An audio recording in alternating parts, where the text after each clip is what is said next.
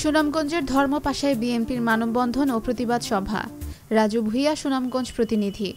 সুনামগঞ্জের ধর্মপাশা উপজেলার পাইকুরাটি ইউনিয়নের নবগঠিত বিএনপির আহ্বায়ক কমিটির বিরুদ্ধে মানববন্ধন ও প্রতিবাদ সভা অনুষ্ঠিত হয়েছে।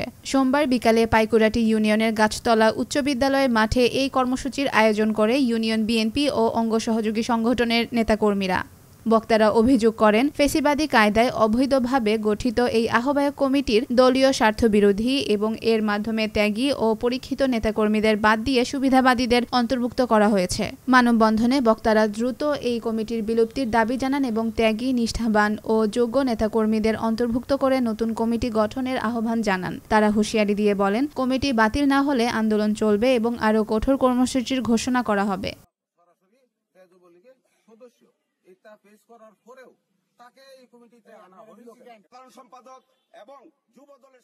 প্রায় ১ ঘণ্টাব্যাপী মানববন্ধন শেষে গাছতলা উচ্চ বিদ্যালয় মাঠে প্রতিবাদ সভা অনুষ্ঠিত হয়। সভায় সভাপতিত্ব করেন পাইকুরাটি ইউনিয়ন বিএনপির সাবেক সভাপতি আমিরুল ইসলাম এবং সঞ্চালনায় ছিলেন সাবেক যুবদল নেতা মোবারক হোসেন সেলিম। প্রতিবাদ সভায় আরও বক্তব্য রাখেন পাইকুরাটি ইউনিয়ন বিএনপির সাবেক সহসভাপতি ও উপজেলা বিএনপির সাবেক সদস্য মোহাম্মদ সবুজ মিয়া, সাবেক সিনিয়র সহসভাপতি ও কারাবন্দী নেতা মুখলেসুর রহমান, সাবেক যুবদলের সাংগঠনিক সম্পাদক আমিনুল হক নয়ন, বিএনপির সদস্য ও কারাবন্দী নেতা নুরুজ্জামান ও নুরুল আমিন প্রমুখ। সভা শেষে একটি বিক্ষোভ মিছিল অনুষ্ঠিত হয়।